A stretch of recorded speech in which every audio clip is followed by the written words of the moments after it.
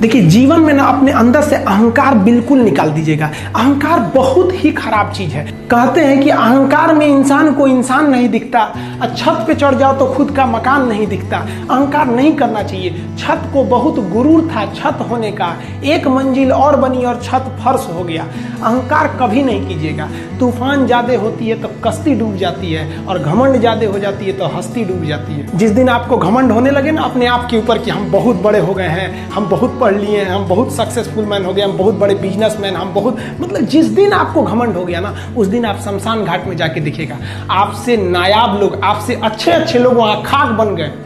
दुनिया में ना किसी से जलन नहीं रखनी चाहिए। देखिए, माचिस जो होता है ना दूसरे को जला देता है, लेकिन कभी माचिस को देखें वो खुद को भी जला लेता है। अतः अगर आप दूसरे की बुराई करेंगे, दूसरे के पीछे रहेंगे ना, तो इसमें आपका लॉस होगा। और अगर आपकी कोई बुराई कर रहा है ना, तो आपको खुश होना चाहिए कि आप आगे बढ़ रहे हैं। बुराई उसी का लोग करते हैं जो आगे बढ़ रहा होता है। जो पहले गिरा हुआ है उसकी लोग क्या बुराई करेंगे। और जब भी आपकी कोई बुराई करे तो आप उसे सहज स्वीकार करें, और आप उसे प्रूव मत कीजिए कि हम ये नहीं है। हम लोग गलती क्या करते हैं स्टूडेंट लोग, कि प्रूव करने लगते हैं। नहीं, आपको अपने आप को इम्प्रूव करना है। अगर कोई गलती हो गई है, आपको कोई बुराई कर रहा है, तो आप उसको सहज स्वीकार कीजिए। जिस दिन आपके अंदर अपनी बुराई सुनने की क्षमता आ गई, यकीन मानिए आप सफलता के दहलीज पे अपनी पहली कदम रख दिए उसी दिन।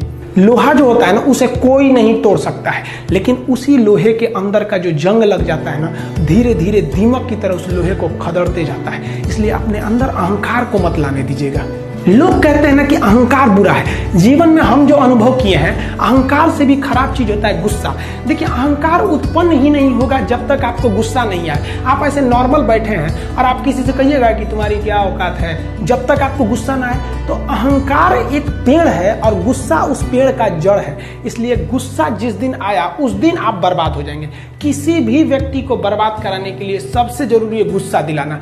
आपको पता है, लोहार जो होता है, लोहार वो जानता है कि लोहे को हम ऐसे नहीं मोड़ सकते हैं, बहुत ही शक्तिशाली है। इसलिए लोहार ना इस लोहे को ना आग में डाल के इसे गुस्सा दिलाता है। जब ये गुस्से से लाल हो जाता है ना, तो जहां गुस्सा आया आप अपनी ताकत खो देते हैं, और ये लोहा अपनी ताकत खो देता है, और एक मामूली हथौड़े के चोट से लोहा मुड़ जाता है। तो जिस दिन आपको गुस्सा आ गया, समझ जाइए कि आप अपनी ताकत खो रहे हैं।